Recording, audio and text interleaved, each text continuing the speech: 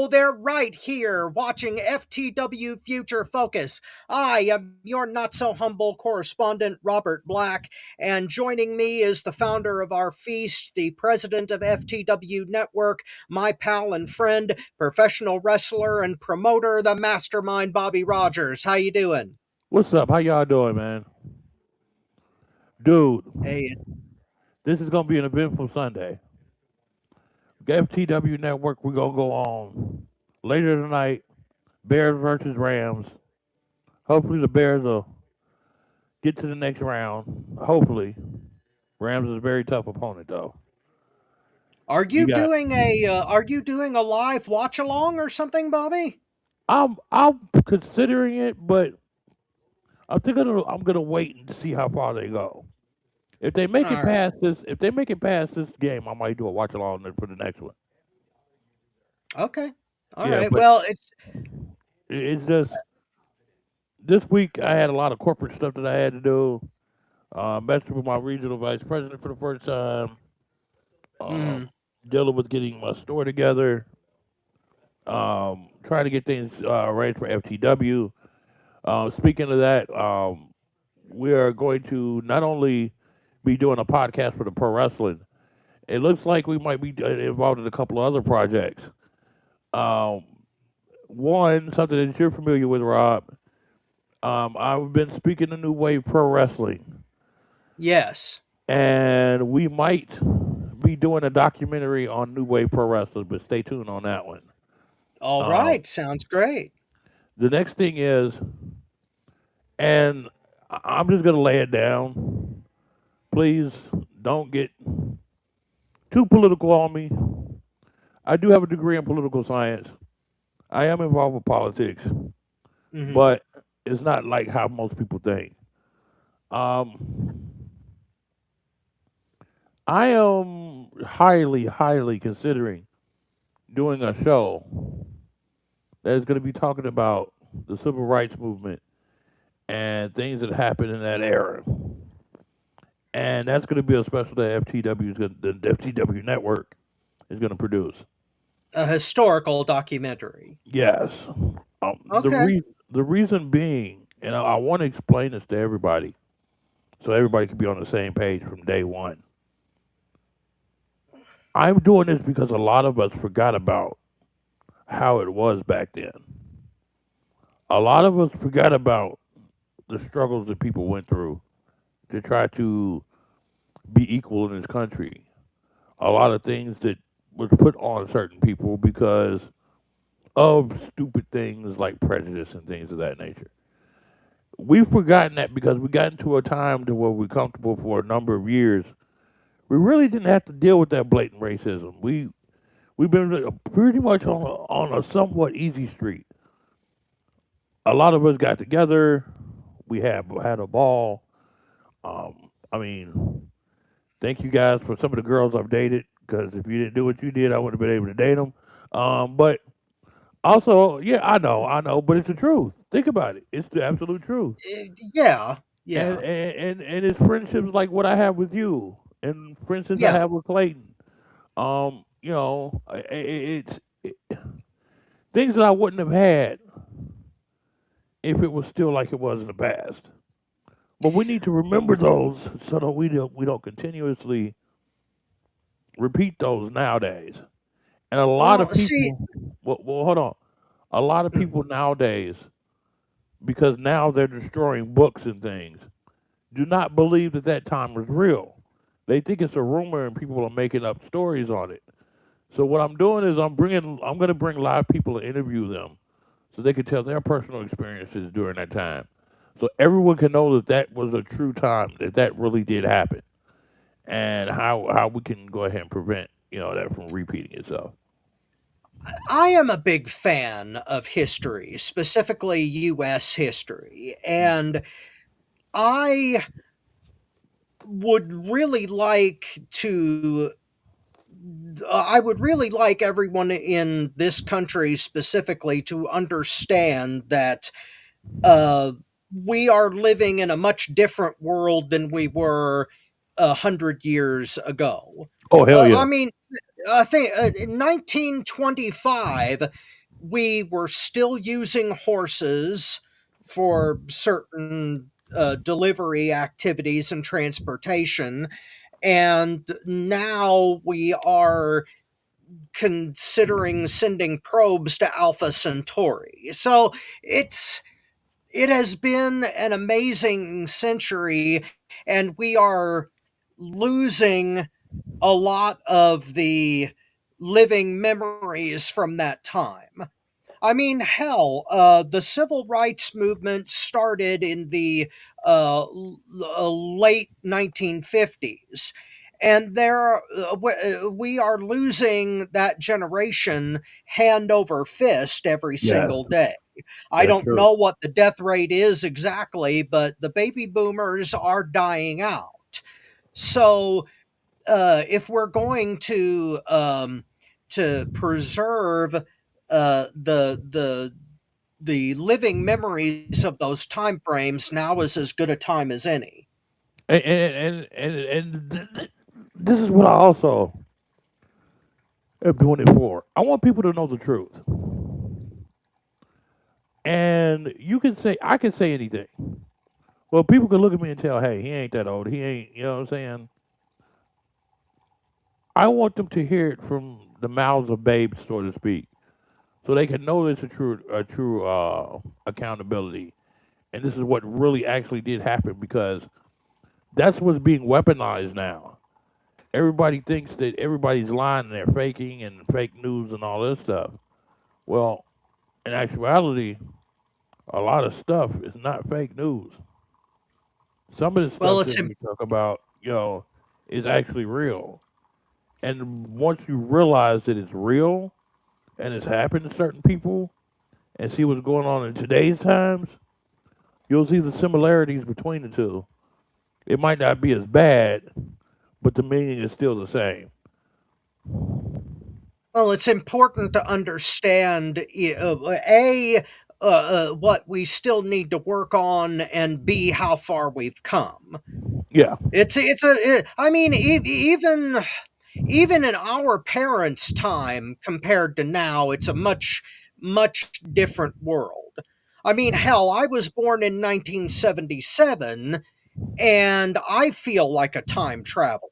So it's hard to imagine what someone who's 75, 80 years old feels like. And they were the ones who lived through the trials and tribulations of post World War II. that's true. But And world. I also have to say this: it's not only that you were born in '77 because I was born in '76. Mhm. It's the region of the country that you grew up in too. Chicago, I'm a proud Chicagoan, born there, lived there most of my life. Mhm. Well, half of my life now. But Mm. this is the thing: things there move a lot quicker than they do here. So you're gonna learn a lot more and see a lot more there than you do here. And that's one of the reasons why I'm doing that to show what's been going on and how it's on the even kill. And it's not a rumor because if somebody stayed in Indiana all their life, they don't know it's fact or not. You know what I'm saying? They just know what they see in Indiana. Just like I tell my buddies in Chicago, they trip out that people can walk around with guns out here. They trip. They're like, how the heck is that possible? But I'm telling you, it's a different place. You know what I'm saying? The environment itself also puts up borders too, which I'll be discussing. And people can learn. The internet was one thing that broke a lot of that loose. But now, instead of them letting us be educated by it, they're trying to hide certain things and still put us in these boundaries to where it's not letting us progress as people coming together. It's like separating us and having us go to war with each other. So I'll go into that a little bit later. But yeah, that's what's on All right. FTW's agenda. Well, it's a good project, and I'm looking forward to it. Uh, Speaking of looking forward to it, our first subject today in the wrestling world is something that I'm kind of reluctant to bring up, but it looks like it's a rumor. We're talking about Jade Cargill, and the apparently there's been accusations that she's been hurting people in the ring. Hmm. So, Bobby, would you like to elaborate on that a little bit? Yes. It's from the opponent she's had. What is that girl's name? Miriam. Um. Uh, Tiffany that Stratton. was her name. Tiffany. Or Okay, Tiffany Stratton. no, yeah, Miriam was one of them. I know she changed her name, but I just call her Miriam because she's Miriam to me. Um. Yeah, just like Walter is Walter to me. I'm not Right. gonna call him Gunther. Right. And then Gunther like, sounds like Gomer Pyle I mean, just like in German. just like Conseco Fieldhouse is not Gamebridge to me. It's Conseco. You know. Right. I don't. Yeah. But anyway, The Tiffany Sears Stratton. Tower is still the damn Sears Tower, Exactly. What you not the talking about? goddamn Willis Tower. What you talking about, Willis? Anyway. Exactly. Um. But it's a couple of them that have been hurt, and it's been some concern that Jay Cargill is hurting these competitors, not on purpose, but because of her style. Now we've been through this before with Nia Jax Yeah. and other competitors, which it seems like it's always a bigger competitor when they wrestle them. It seems like these smaller wrestlers are crying and getting hurt. My question is, do we have a problem to where WWE is teaching these or any four-letter organization? You hear it mostly out of WWE though, that they are teaching their big guys to be a little too rough. Are these bigger guys just taking advantage of these other smaller wrestlers?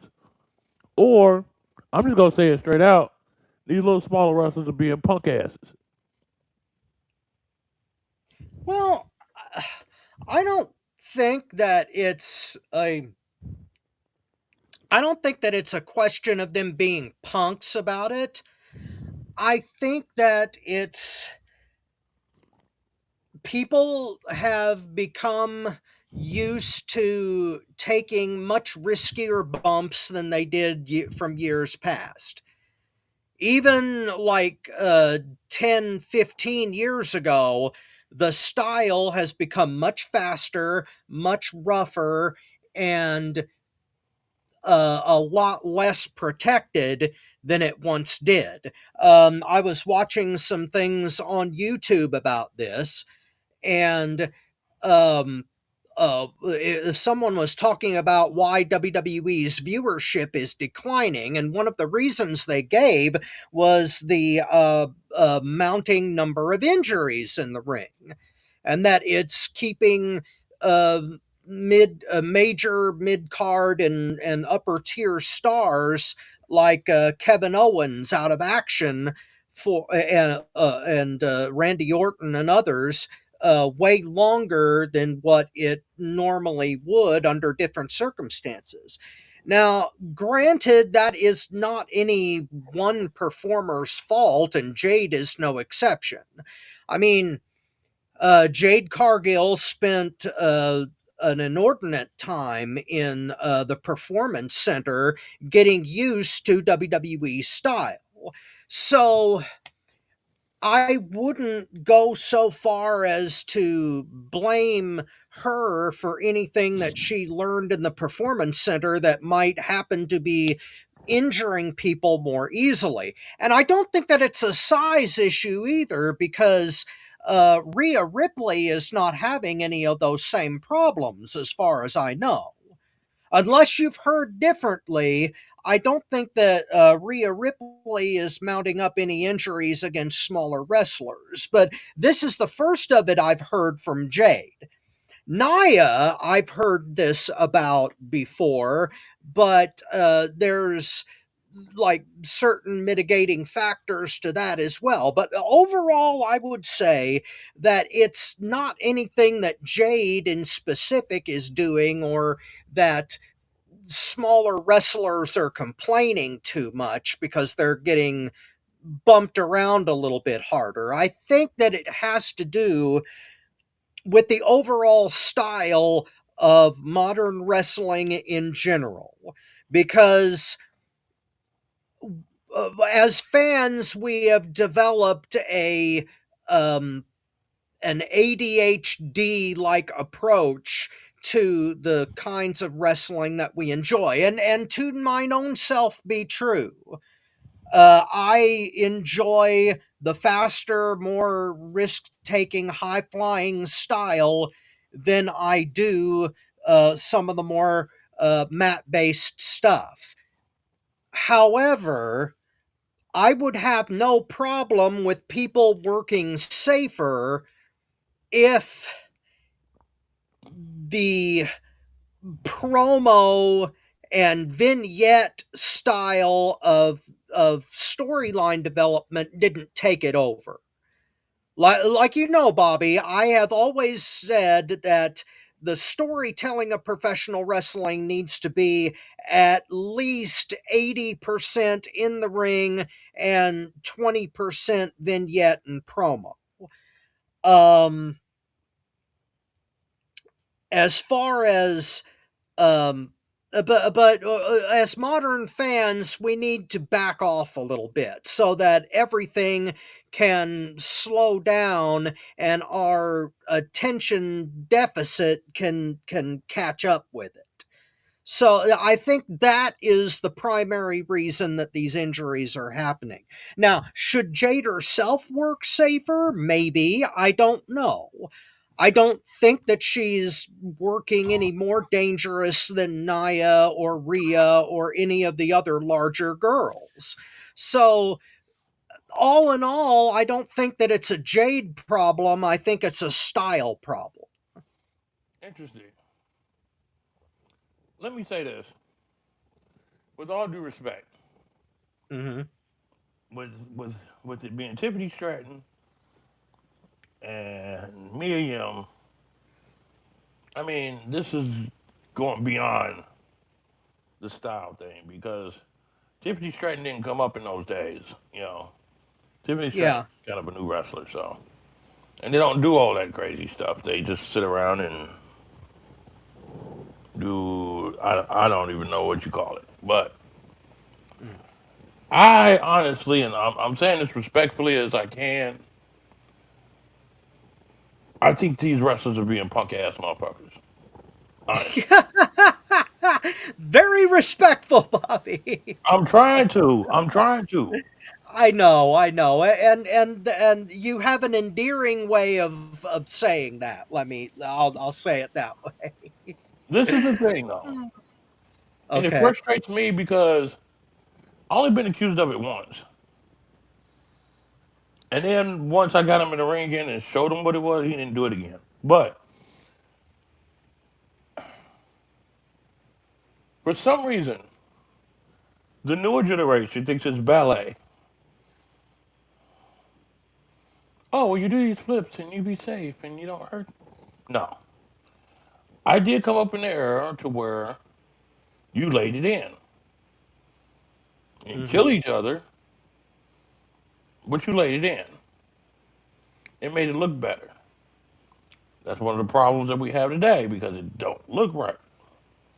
It looks like some garbage because they're not laying it in and being precise and being being persistent with it. We have it to where I hate saying it like this, but you got more people in there that's for the dollars than they are about the wrestling. So Hmm. now we're at a part to where they really don't want to hurt themselves. They really don't want to put themselves out there in certain ways in one federation. In the other federation, you got them putting themselves out there too much, doing too much crazy stuff, and it's not a balance between either one of them. You believe it should be 80-20 when it comes to the pro wrestler versus promo. I'm the Yeah. opposite. I think you need people in the seats, and the only way to sell people in the seats is promos. You can do all the flips, you can do all the reversals, you can do all the cherry picking in the world in the ring. All right, but what honestly gets those people in those seats, the majority of them that is promos. I'm gonna kick your behind. No, you ain't. I'm kicking yours. I'm taking your woman, or I'm taking your car, or I'm taking your title, or I'm earning me some extra cash by beating your ass. The four main storylines that typically go well when it comes to an audience. And the thing is, we have lost that touch with some of our talent. The fundamentals, again, I keep saying this, the fundamentals of wrestling is all about number one, getting people in them seats. And these streaming deals are ruining it because Hmm. it's like, what incentive do they have to bust a good match when they already got the money because they're streaming it all over the place?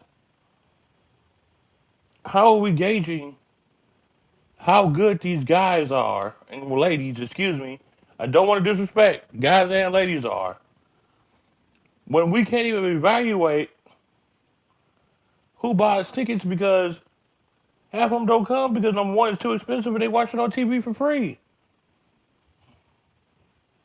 We don't really know who has the fan base. Back in the day, we did NWA. Sold tickets out the wazoo. You knew that fan base was coming because you wasn't seeing that stuff on TV. WWE from the Attitude Era. You might have saw it on TV, but their sales showed by how many people they brought through that door because it's like, man, not only do I want to see it on TV because of the promos, I want to see the pay-per-view up close.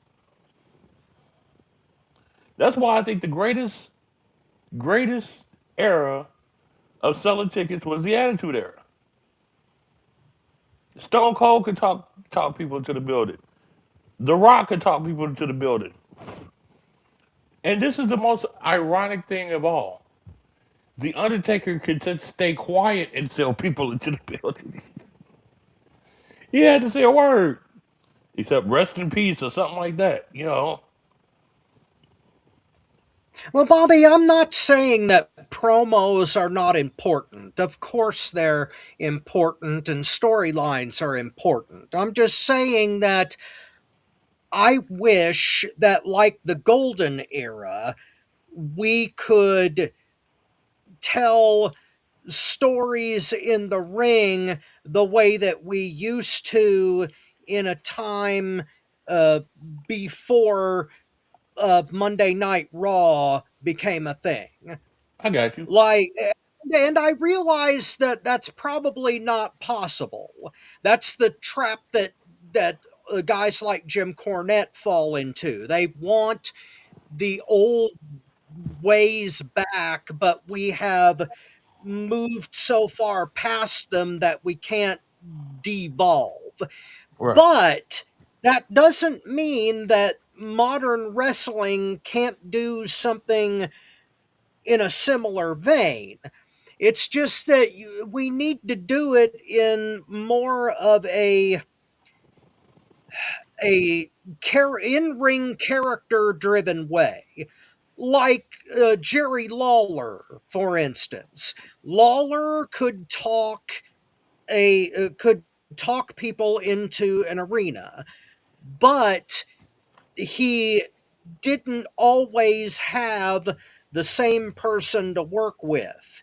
When they brought in fresh people and the storyline was Lawler's got a new challenger, he had to tell that story in the ring more than do promos about it or do vignettes about it. It's a more episodic storytelling model than it is a overarching overarching plot. And I think that we need to get back to that a little bit more coherently. How to do that, I'm not exactly sure. I You're right about AEW that they do take too many chances inside the ring, but considering how that WWE plays it too safe, I always want to err on the side of excitement, and that's what brings that's what I think brings a modern audience in. Not that promos don't. Not saying that. What I'm saying is that I would rather err on the side of more steak and less sizzle than not. How can I say this? I get what you're saying. And see, my ratio is more like 55% promo, 45% wrestling. I think it's almost even. You got to have both of them. Mm-hmm. Because if you wrestle, you can talk people into the building to sell tickets. And you could do a one off to where, okay, these two people going to face each other. It's going to look like trash. Well, we're going to give them this one and let it go. Mm. But you can't have all the matches like that. Some people have to execute that ring. And don't get me wrong, you got to have that balance in there too. My problem is just because you can do the cool moves in the ring don't mean people are coming. TV nowadays, and we've been, how can I say, cultured? Would be the proper word, or programmed? We've I been don't know. conditioned. Conditioned. There you go. Conditioned. We've been conditioned to a way to where the promo is important because look at what we watch on TV nowadays, reality TV, stuff like that. Yeah. So, with even though some of that is trash, people are glued watching it, and the majority of the See United that? States. Well, hold on. The majority of the United Yeah. States is addicted to that reality TV style. Look who we elected as president. I mean, You see, this is the fundamental difference, and this is probably why I'm in the minority here because I have despised reality TV for 20 years. well, I have too. Since it started, I fucking hate Survivor and The Bachelorette and all of that garbage because to me it's cheap, it's mindless, and it has no meat on the bone. Right. But what you're saying is valid in that a lot of the world disagrees with me. So again, Robert Black versus the world, not the Well, first time it's on the marquee. it's not just Robert Black versus the world because Mr. Band Bob Rogers don't like that either. And speaking of that, I'm going to take this time to put out a PSA, ladies and gentlemen of America, of the wrestling world. Please let me bring your attention to reality TV. How the hell could you like Survivor? Well, there's a guy out in the wilderness, butt naked, with a woman out in the wilderness, butt naked, and they're trying to fish to have food and vote each other off the island to bring suspense to the crowd to say who's going to stab who in the back. I I'm totally sorry. agree with that. I'm sorry. I think that's the dumbest concept on earth because if I'm a man on the island and I'm there butt naked with a couple of females that's butt naked, we're going to build a house. We're going to definitely build a house. You're We're going gonna to be doing play house, that's for damn sure. more. And thank you for joining us on FTW Future Focus. And we ain't voting nobody off the island either. Oh, hell no. In fact, we're going to be adding more to the island. And thank you Exactly. for joining us on FT. But Okay, they're like, no, I what's want to win. even I want to win this game. I want to be the head person. Blah, blah. Screw that. What's her what's name? what's even dumber to me are shows like Big Brother. Oh, I was good. I was about to go there. I was No, about to go there. well, picture this scenario. You are at work all day long, listening to people bitch, complain, and whine about the people they work with, about the work they've got to do, and squabbling over petty shit. You go home, you turn on your television, and you watch people bitch about work and the people they got to work with and start arguments about petty shit. Why would you do that? You turn on the TV to escape that, not to immerse yourself in it. This is one thing I will Oh, give Big Brother though. When the couples get together, they get together. uh, I will give it that props. But that's well, the only thing. you. But Well, I want yeah, to. but I do want to say this you. though. Mhm. There is one reality show that is good. I gotta ask Tony what it's called again. But they have it to where it's one based in England, one based in America. Mhm. They have a whole bunch of people stay in this castle or a house. It's a castle mostly because they try to do it off a medieval background, Right. and it's called the faithful and versus the traitors. Okay. One person in the group is a traitor. The rest of them are the faithfuls. Oh, I think I've seen the ads for this. It's actually called The Traders. Okay, then there you go. Yeah, I think that's what it is. Uh, That one is the o- good.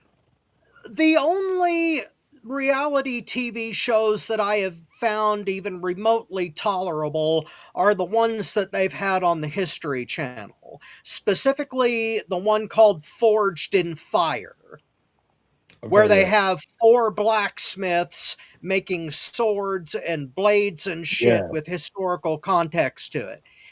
I can halfway see how that stuff would be all right, even though I don't watch it on a regular basis. But all of this shit that is based off of petty conflict and people fucking each other over, I mean, I can see how people might associate that with professional wrestling out of calling it the male soap opera. mhm. But my God, there's got to be some kind of payoff that involves confrontation that's on the square instead of these idiotic team activities. It drives me up the wall. It drives me upward too. So Now I get it. we were talking about Jade Cargill, and I had some follow up material on that, but I have completely lost the script on it. Unbelievable. But yeah, I don't think that Jade is like I don't think that it's her fault. I think that it's the fault of how modern wrestling works today. Yeah, I don't think Speak it's Jay fault either. I think it's no. these punk ass wrestlers that's being soft. Stop being Yeah. a fucking marshmallow. She's a bigger girl. She got Oh strength. yeah. No, since you mentioned that, I remember what the follow up was. Now you have been in the ring. I haven't, so you would be most qualified to answer this. Okay. When does working stiff cross the line for you? Because we were talking about you have to back in the day you laid it in, but when is laying it in too much, and when is it acceptable? Because guys like Greg Valentine would lay it in extremely stiff against guys like Tito Santana, but where does that cross a line into your taking liberties? Okay, with my experience, it's been like, all right, number one, if you study the way a person works, you get to know the level of how intense they can get versus how how medium they can get with the work rate. Right. Um, if I'm sitting up here and I'm there's certain ways you just know, but if I mention it or I get I know I'm trying to say it without giving away too much. You know what I'm saying? Oh, I understand. It may be a little too inside baseball, but Yeah. There's but ways you you know can it. there's ways you can make it be known, and if that person respects you, they'll take heed. Let's say it like that. Okay, okay, that's an understand that's an acceptable answer. Um, Speaking of taking liberties, that leads us into our next subject.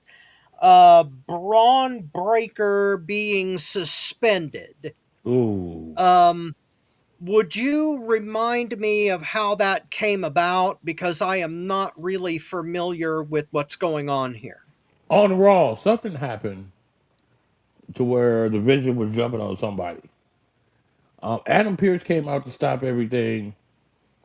Adam Pierce was yelling at everybody as his usual Mike Dick contemptor goes. Hmm. And I think Breaker like turned his back on him and he pulled his arm and swung him around. Breaker straight snapped. He grabbed him by the collar and not just pulled him into the corner. He tossed him into the corner and yelled at him, "What you gonna Okay. do? What are you gonna do? Who do you think you are? I'll kill you." Oh yeah, he went off. At the commercial segment, Pierce was still pissed off.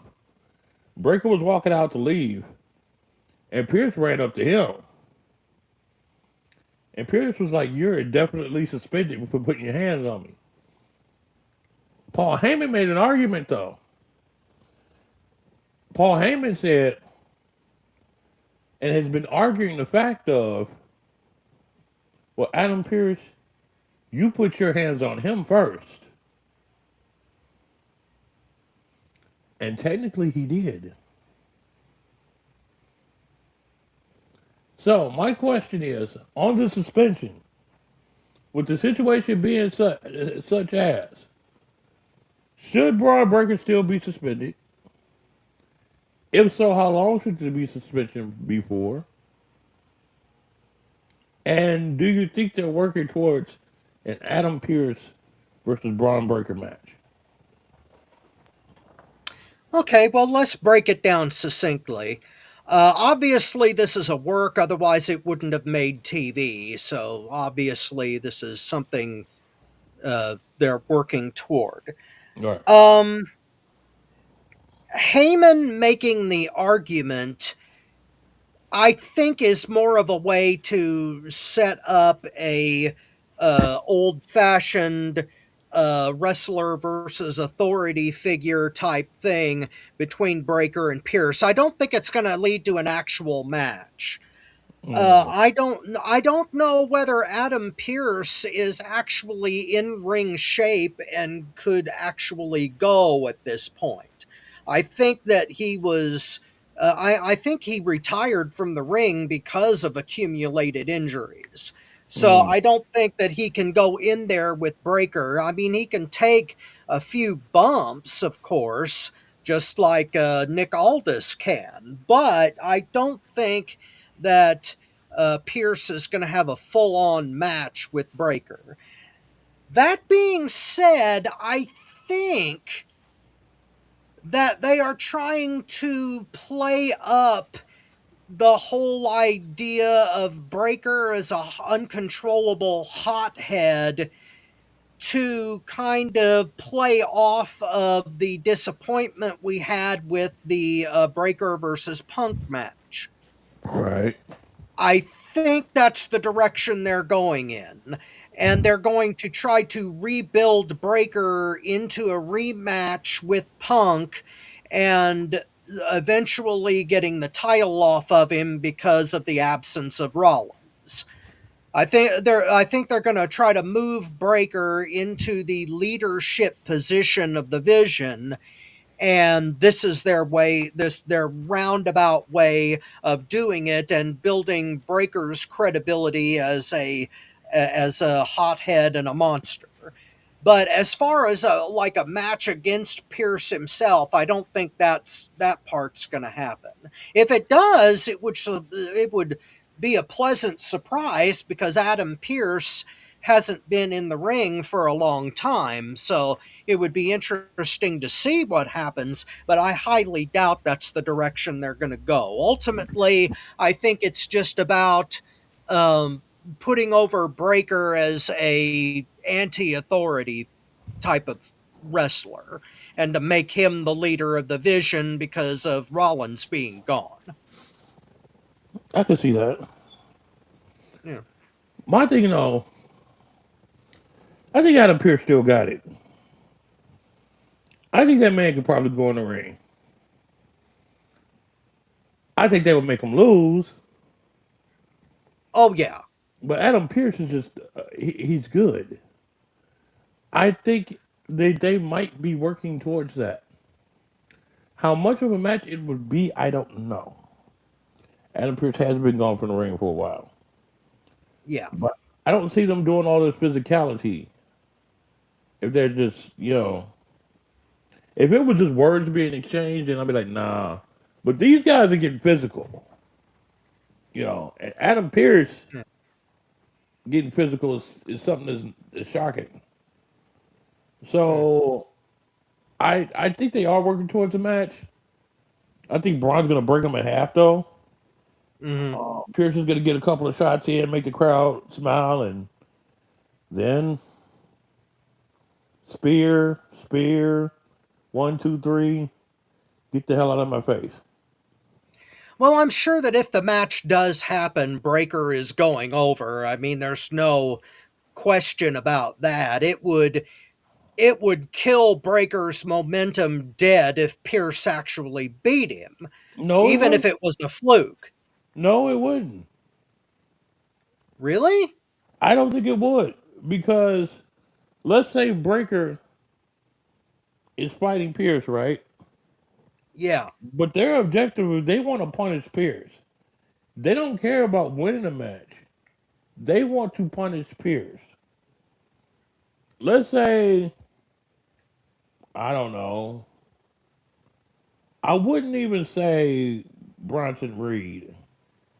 I'd say more like Austin Theory. And they get in there and Mm-hmm. they kind of jump him. They throw the referee out. They jump him. And then a CM Punk and somebody else comes in, makes the save. Breaker gets up.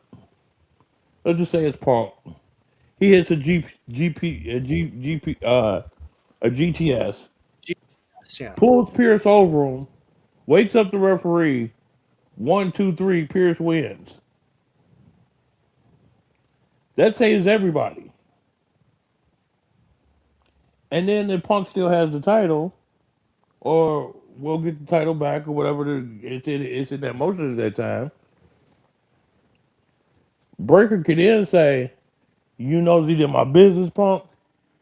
I'm snatching your title," and he can go to Punk and win the title.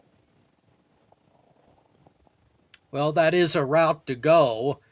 I don't. Well, where it's a creative idea. I'm just not really sure whether it would that whether it would really benefit Breaker. In the end, it would. Well, I mean, in the end, it would. I'm just saying that for Pierce to win the match, even by those circumstances, to bring Punk into it and set up the match that way, it would be a feel good moment for Pierce, but it might make Breaker look weaker than he otherwise would. But how, when it took Punk and a couple other people to even get it to that point? Well, because it's you're over spicing the sauce. You know what I mean? I like it spicy. Yeah, that's true, but well, it's too in it's there's too many moving parts to it. It would to have that moment just to make us feel good about Adam Pierce. I think it would take away from Breaker's overall heat.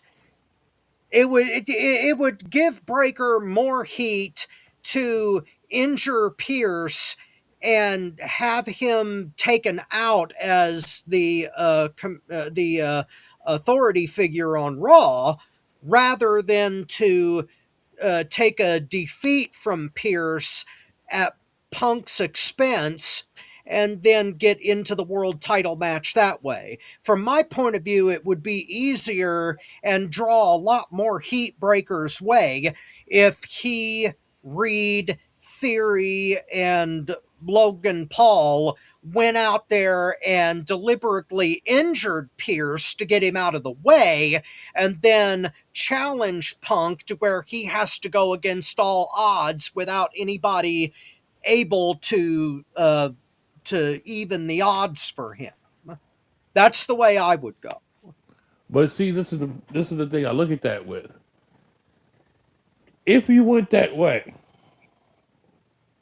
you would need redemption after that. It would have to be absolute redemption.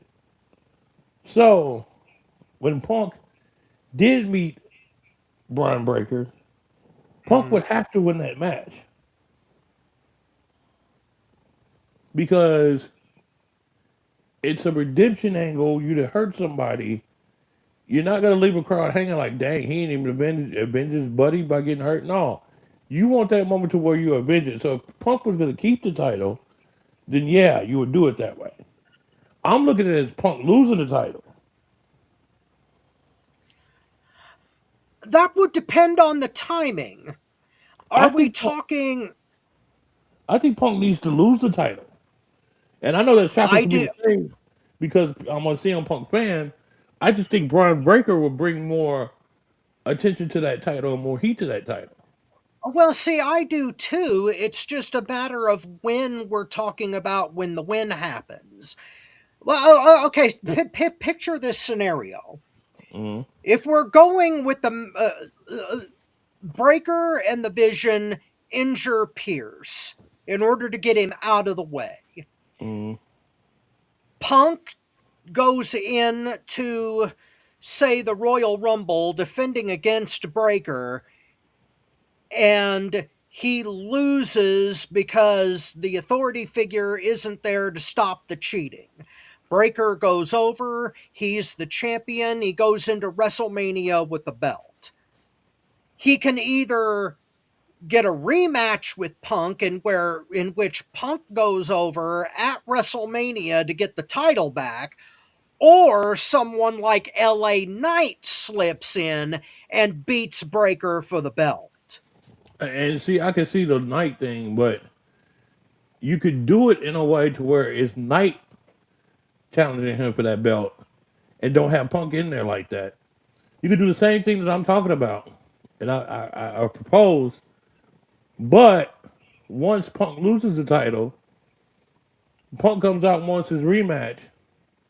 The Vision jumps him, starts to tsunami him, and here comes LA Knight. And LA Knight does the save. Punk is out with injury for a little bit. Okay. And then LA Knight starts the pursuit towards Bron Breaker.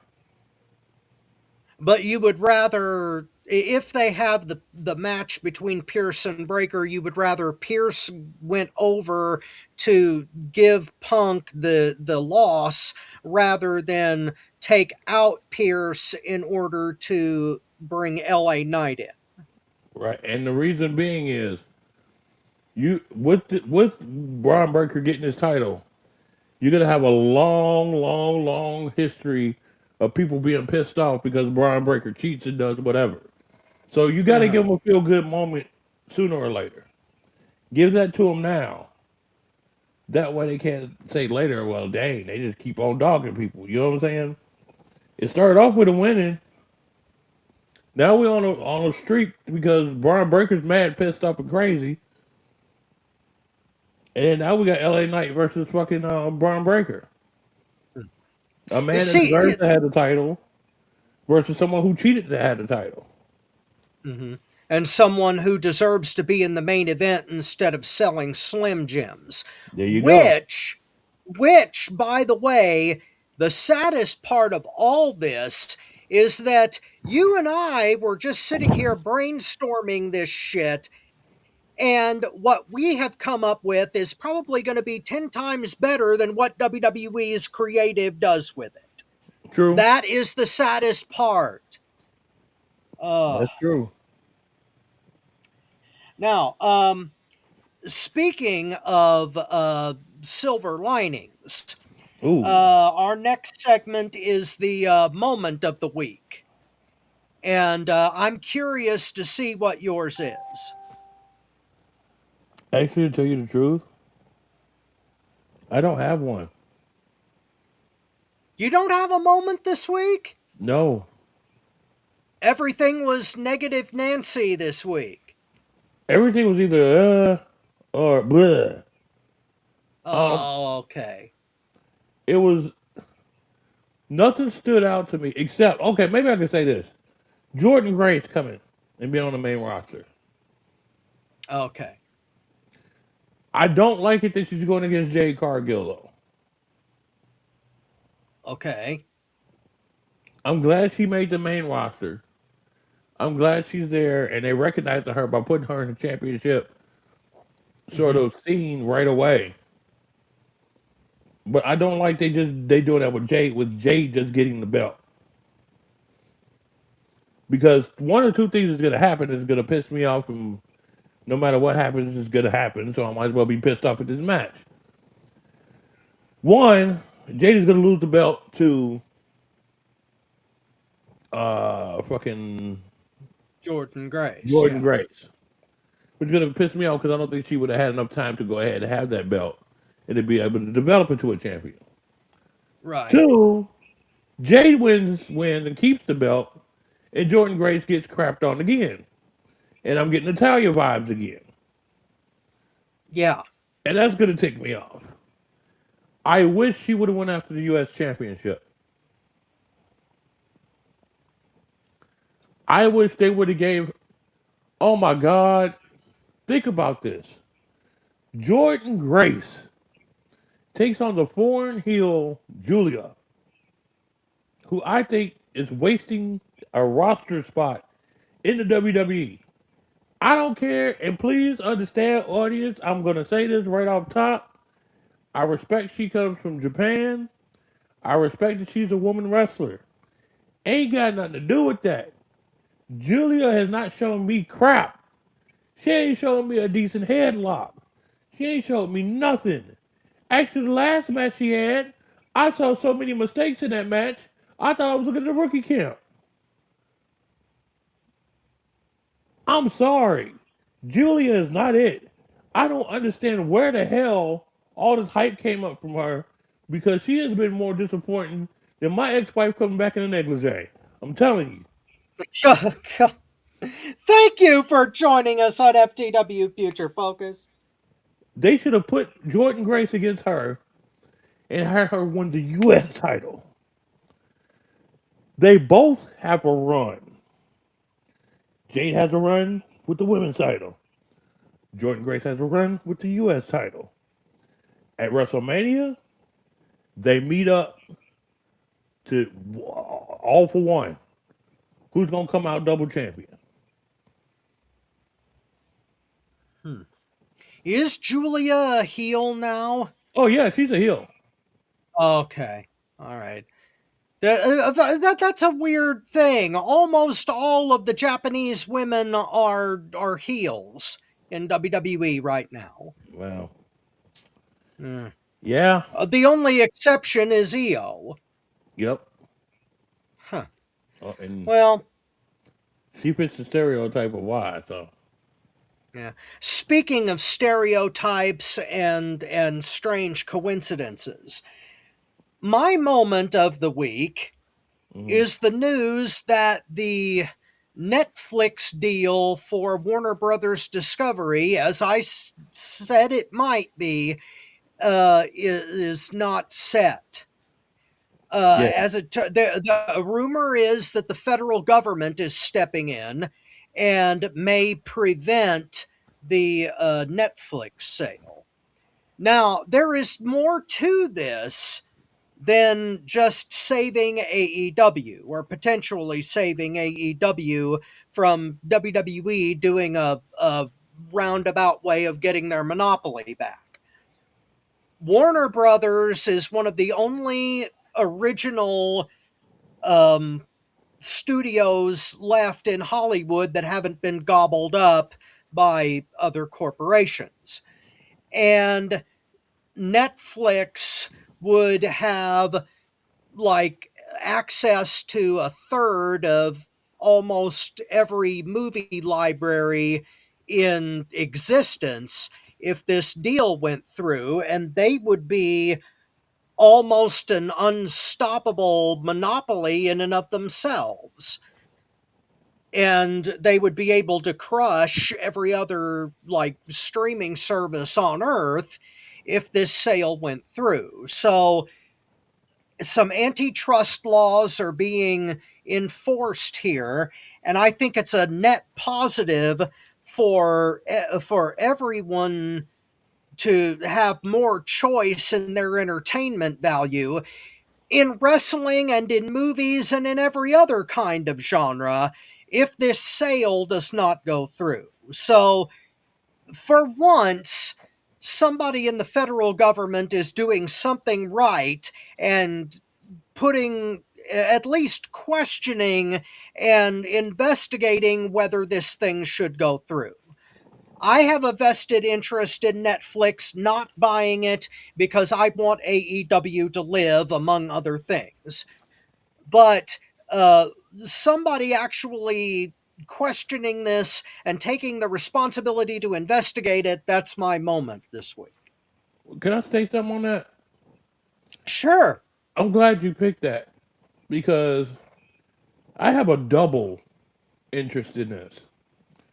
Not only because of AEW being there, but one of my favorite video games in the world, something that I Mortal Kombat. yes, NetherRealm Mm-hmm. Studios. Netflix does not know what to do with the studio itself making the games. I think they will be No. able to produce some cool animated cartoons, or maybe help with the third movie because the second movie is already done. That's Mm-hmm. going to be coming out next summer. But the game itself is what I'm worried about. Yeah. Netflix doesn't have the experience to know what the hell to do with that game. And not only do they have that, NetherRealm does Injustice also, which is DC. And Mortal Kombat versus Injustice and the crossover and all of that stuff. It's I feel that pain, but I feel it double because it's dealing with two main areas that I'm very involved with. I'm hoping now Paramount made that offer and they turned it down. But this is what I'm worried about. Think about this though. Netflix is used to dealing with Tony, not I'm going to say Tony Khan, Nick Khan, Yes. which means that they probably have ties with WWE. And they're good friends with Mm-hmm. WWE because of the businesses they do. Right. Well, got to remember Linda McMahon's part of that government that's going to be doing the decisions over Netflix getting it. Well, This- she's part of the cabinet as right, the right. But Department think of about it. Education. Right, but think about it. She might be part of the cabinet, but she got the inside scoop to go down there and talk to somebody behind closed doors. Second of all, That's very true. Yeah. second of all, just because a place has a hearing does not mean that they're going to do something. because these guys, especially what they've been doing lately, could put the hearing up as a false setting just to say, hey, we're going to have this antitrust meeting because we want to look at this, but really not look at it, just have it as for face value to say, look, we tried to do something, but we couldn't find anything, let it go through. That I'm is more, I'm, possible. I'm more worried about them having the hearing than not having the hearing because it makes me think something's getting set up. Well, okay, you may be right, but it could be in the opposite direction. Rumor has it, and I can't confirm any of this, but there are certain the word is there are certain executives at Paramount who are chummy with Trump. Yeah. And if that's true, then part of the reason that this whole investigation is happening is in order to force Netflix to drop their claims so that Paramount can get their offer through. This is the only thing I can So see. This is it, what I it can see may happening be off this. pressing down on the scale. It may be what this is about here. This is what I see out of this.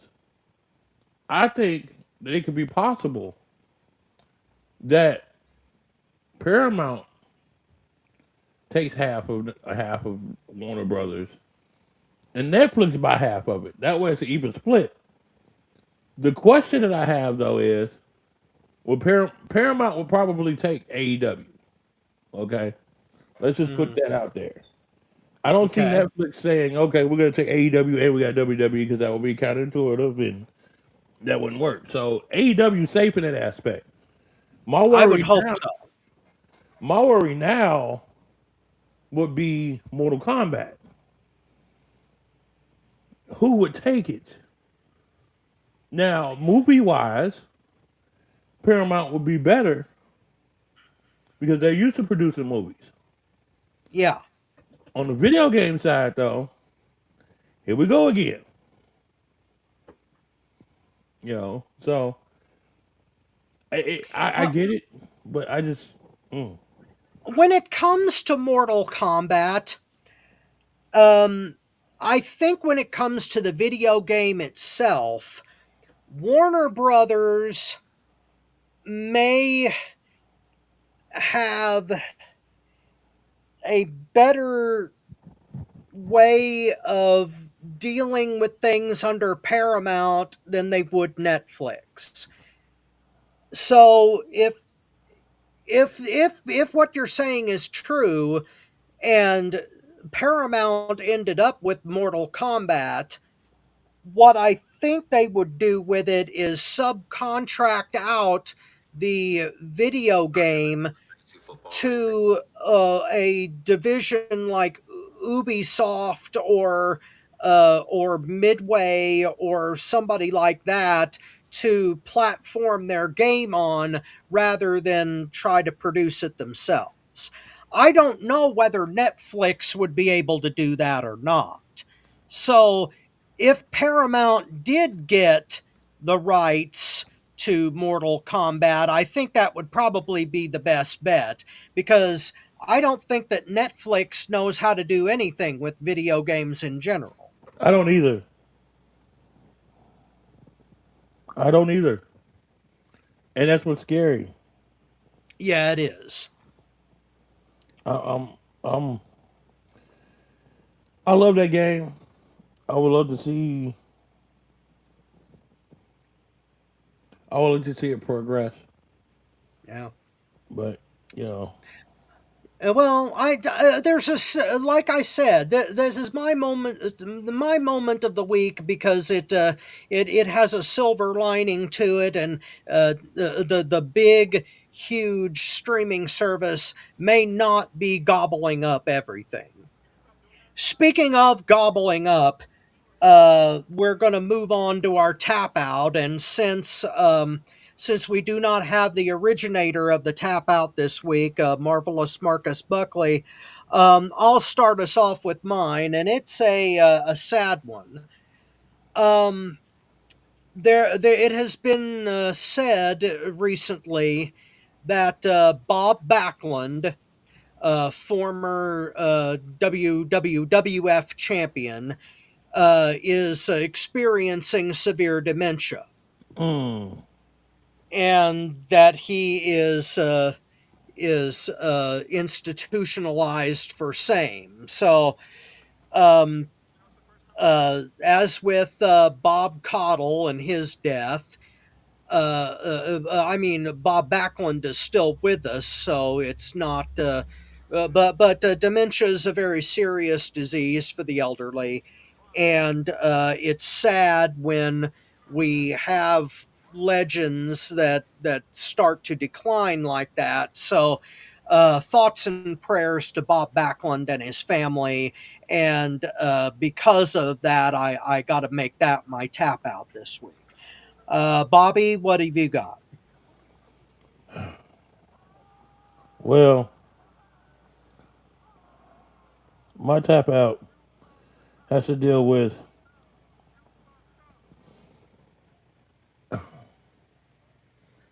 It was a match at GCW. I forget who these guys were, but Ricky Morton has to be embarrassed. These guys tried to climb the ropes and do things, and they kept falling off, and they kept messing this up. Okay. I don't know why Ricky Morton would go to GCW and do anything. Man's a Hall of Famer, NWA Hall of Famer. He's a beast. Why? Why? I, I, I was very disappointed when I saw that. I'm just gonna leave it at that. I haven't seen this. It was Ricky Morton versus who? No, this was I forgot who the two guys were, but Ricky Morton was in one person's corner. He wasn't actually wrestling. Oh, okay. And the two guys in there, I mean, it was just They went to the top rope and they kept blowing the spot and trying to repeat it. no, it was just different spots that they kept blowing. Oh man. Well, I haven't seen this, but I've got to look it up now. Yeah, it's sad because it got Ricky Morton's name attached to that match, and that's something that's not acceptable when it comes to him. I think it's if his name is attached to something, it's got to be something that's meaningful and quality, and that was not quality at all. Yeah, I agree. Ricky Morton is a great guy, and he deserves better than that. Especially, well, that's sad to me because I've seen a lot of good stuff come out of GCW, believe it or not. So, yeah, it's I need to see this because that's a sad commentary. Yeah, it sucks, but there you go. Speaking Speaking of things that suck, Dave Meltzer is our next point of contention here. Oh, I was thinking of my ex-wife. I'm sorry. Thank you for joining us on FTW Future Focus. No, I apparently Dave Meltzer has disparaged Trick Williams in NXT. I'm not exactly sure what the quote was, but he said that Trick Williams wasn't any good, Hmm. and I have to unrespectfully disagree. If Dave Meltzer thinks that Trick Williams isn't any good in the ring, then he is totally full of shit. Oh yeah. Mastermind, I'm assuming you concur. I'm going to go ahead and give my second PSA for today. Absolutely. Hi, Mr. Meltzer. My name is the Mastermind Bob Rogers. I know you don't know me. I know I haven't been in your PWI 500. I know I haven't been in your 20-star matches. I know I haven't been one of anybody that's been on your list that you wrote about or seen or probably heard of. But I am a connoisseur of professional wrestling. I do watch professional wrestling since I was a kid and participated in the ring in the independents for 15 years. Let me go ahead and state this. Mr. Dave Meltzer, you are blind as fuck. You have not said anything in the last 5 years that has been relevant since I heard my ex wife try to call my name at night. You, my friend, have no type of sense when it comes to pro wrestling. You ride on people's coattails when it's beneficial to you, and you get mad when somebody comes around and they do better and you don't notice them. So since you don't discover them, that means they're going to be no good. Listen, that man can wrestle his way and probably over most of the people that you hold a nutsack over, then you could wrestle yourself out of a wet paper bag that's cut halfway open. I don't know where you get your opinions from. I don't know who you've been watching besides the Young Bucks jockstrap. I don't know where in the world you even think that you know wrestling and know where it comes from. I'm sorry, I'm no entrepreneur in wrestling. I'm not perfect. I don't know everything about wrestling, okay? I learn as I go. I am a student of the game, all right? I never claimed to be an expert. But Helen Keller, Ray Charles, and Stevie Wonder all combined can sit up there and tell you that Trick Williams has talent. They can see that. Why can't you? I'm not understanding why, in God's name, that you have these sideway opinions when it comes to certain superstars. I think you have a problem. I think you need a therapist. And I think you need to go talk to them and see how you can solve it. Because you judging pro wrestling is not helping anybody. It makes the business look bad. It makes the opinion of people like myself that's trying to come up in the commentary world, in the newscasting world, to go ahead and produce for pro wrestling look bad. And it makes yourself especially look bad. Now, just to be honest with you, sir, I don't care if you make yourself look bad. That's on you. You want to look like a jackass? Go ahead, be a jackass. But my thing is this: when you ruin the profession of people like myself that's trying to come up and do these things, have a word, be honest with the fans, and then you come up with something that's so darn impossible and so ridiculous, it's just unfathomable. It makes me mad. Mr. Meltzer, take your head out your ass. Take your hand off the Young Bucks jockstrap Oh, good lord. and start being right when it comes to professional wrestling. If not, just stop. Just stop. Yeah, that statement was ridiculous. Because I hope one day Trick Williams is walking down the street and you're walking down the street. And when he looks at you and he looks deep into those eyes, his theme music comes on and says, "Whoop that trick." And he convinced to whooping that ass. That's all I got to say. Well, I don't think I can top that. I wouldn't go that far as to say Dave Meltzer has a long history with critiquing wrestling, and lately, over the last 3 or 4 years, he's been making some highly questionable ratings and comments. However, I do agree that he's 100% wrong here. Everything that I've seen Trick Williams do in the ring is terrific stuff. And I think it may be the fact that he is one of NXT's biggest stars might be what's sticking in Dave Meltzer's craw. I admit that I am one of WWE's harshest critics, but the best thing, in my opinion, that they have going is NXT. And one of the best things that NXT has going for it is Trick Williams. So, whatever hair got crossways on with Meltzer on this one, I have absolutely no idea. But you are right, Bobby, in that Trick Williams is an exceptional athlete and would be the future of WWE if they allow him to go from NXT to the main roster and remain the talent that he is. They're making that transition now, but I got a question for you. Yeah, You think Dave Meltzer got a crush on Last Legend?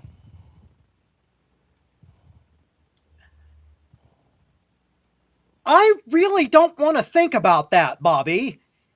In I fact, mean, that's the only reason I could come up with that Dave Meltzer would say something like that. Because he wants to date Last Legend, and the man can trick doing it. he may have his own personal motivations, but I don't really want to dwell on them. All I know is that the man is wrong in this particular instance. Uh, I won't go with he last jealous. I won't go with he jealous of tricking Lash. I'm gonna go well, with. well, hell, I'm jealous of Trick in that regard. I'd like to date that. And thank you for joining us on FTW Future Focus, by the way. But I, I don't know whatever motivated that particular comment. It was dead wrong because Trick Williams is a exceptional and extraordinary athlete. I've loved every match I've seen him in practically, and it's a ridiculous statement to say that he's no good. I don't Yeah, know where the hell that's coming from or what's motivating it. It may just be the fact that he's not in AEW. I'm not going to hold that against him. I don't hate WWE enough to like single out athletes in particular to fault them for just being in WWE. However, that is an interesting transition because it appears as if Powerhouse Hobbs is going to be going to WWE, and he is also an extraordinary athlete. Now, Bobby, I have a question about that. what's up? Is it 100% confirmed that Hobbs is going, or is there a chance that he's going to re sign with AEW? No chance he's signing with re-signing with AEW. It looks like it is 100% WWE. Um, but he turned down the AEW contract. It was said that he was offered a lot of money to stay with AEW. He turned them down. Hmm. So again, we go to what's going on in the background of AEW that we don't know about. If somebody offered me that type of cheese, I'm staying.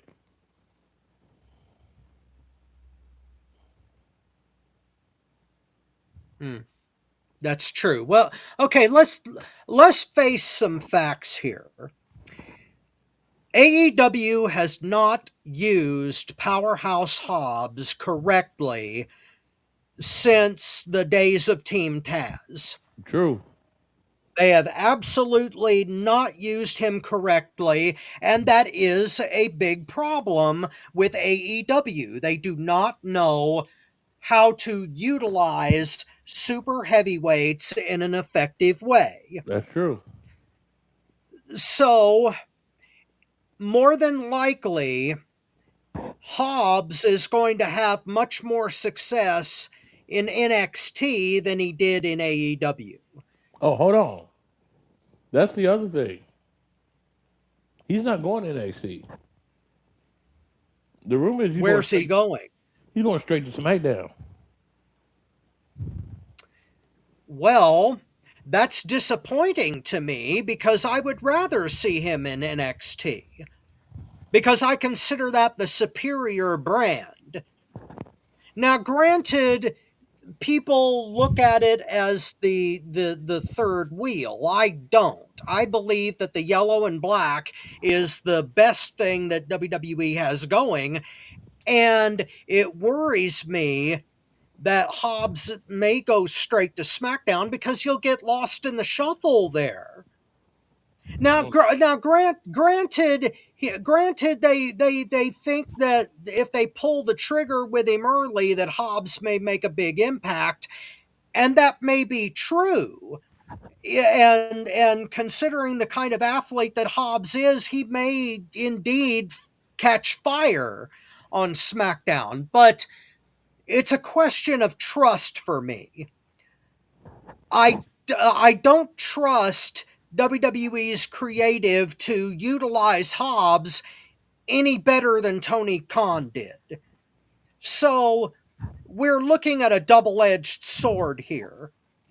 AEW doesn't know how to use super heavyweights in general, and WWE creative doesn't know how to utilize someone that they didn't build from the ground up. And Hobbs is a self contained success story. So there's a lot of moving parts here, but I'm not going to hold it against Hobbs that he's taking WWE's offer. Because, quite frankly, AEW didn't know how to use him. So, of all the people that have left AEW to go to WWE that I do have fault with, that I do think they did make mistakes, Hobbs is not one of them. I'll go on the record here saying that Hobbs is probably making the right move. Mm. Let me state this. Hobbs is doing the right thing. The way they are talking, though, I'm not sure if he's going to get lost in the shuffle. I think they're going to immediately put him in something. Mm, Hobbs is a talent. AEW really screwed up on this one. Hobbs is a talent, man. I And agree. and my thing is this. One of the key people in the company right now has always been totally behind Hobbs. Guess who that is? I would imagine Cody. No. Cody likes him, but not as much as this other guy. And that's CM Punk. Well, yes, because Hobbs was featured on Collision before he left. Right. Now, my thing is this. They're already doing this faction war and doing this thing about the vision in the future, right? What if Yes. WWE was planning a counter to that, to with future superstars that are faces? And the secret ingredient is Powerhouse Hobbs. Okay. Well, okay. The Vision is mostly on Raw. Right, Uh, so what you're saying is that SmackDown would get a babyface version of the Vision, and that Hobbs would be the key. right. Who would be the rest? That would come up with what they will pull off in the future. Okay. I think Hobbs would just be that main key, though. Hmm. All right. Well, would it be an official stable or just people aligned on the babyface side? That part I'm not sure. It could go either way. I think they, since it's a baby face, they just have people come together for it. Hmm. Because usually stables are reserved for heels. But I could see him taking on the vision about good brighten the future of the future of the business. Maybe so, but like I just pointed out a little while ago, uh, you and I just sitting here brainstorming is probably going to end up 10 times better than what WWE actually does. Now, just because Hobbs is making the right move creatively doesn't necessarily mean that creative is going to make the right move with Hobbs. I I'm not confident that they will, especially since he's going to SmackDown instead of NXT, because NXT already has Ricky Starks and Ethan Page, and adding Hobbs to that mix would be an interesting formula, considering that NXT is about as close to an equivalent to AEW as they have. So I would rather Hobbs were going to NXT rather than SmackDown creatively. Yeah, that's true. I can see that. Yeah. I could definitely see that. Well, Bobby, that is all of our official business today. Is there anything that you'd like to add? Yes. Guys, don't forget, New Wave Pro is coming up. Zero tolerance. Go to New Wave official Facebook page on YouTube to see what's going on with them and all the Mm-hmm. events that's coming up. We stay tuned to what we're doing on our page here and on Independent Island, also the Yes, FTW network. and I am hoping that I'll be able to get sight back in my left eye, and I'll be able to drive, and once I can, hopefully I'll be able to return to commentary for New Wave Pro. Again, as I stated last week, I apologize that I was unable to attend Anniversary this year. I really want to get back to work with New Wave Pro at the commentary desk, and I hope that I didn't let anyone down by no showing. But at the moment, I'm not. As you notice, I'm wearing the aviators again because Yeah, uh, yeah, my left eye is pretty much blind at this point. I'm hoping that the next surgery I have to go through, which they haven't scheduled yet, hopefully that'll bring the sight back. I'm praying that it will, and once it does, I'll be back at the commentary desk. that's good, man. Let's keep prayers going for you, bruh. I'm here for you. I know a lot of people are watching out there that's gonna be praying for you, man. We're gonna get through this together. Well, thank you, and to all the FTW fans and New Wave fans, thank you for your patience and understanding with me. But I'm still here at Future Focus, so I'm still in the game, and I intend to stay that way. Right on. Yeah. Well, Well, guys, thanks on for. Oh, go ahead. yeah, well, Bobby, you can close out the show if you'd like. Oh, wait. Hold on. Ladies and gentlemen, guess who just got on the chat? Chris Abel. What's up, Chris? Oh, good to hear from you, sir. Yes. Chris was like, hello, my friends. He just said, your spot is good. Don't worry about it, Rob.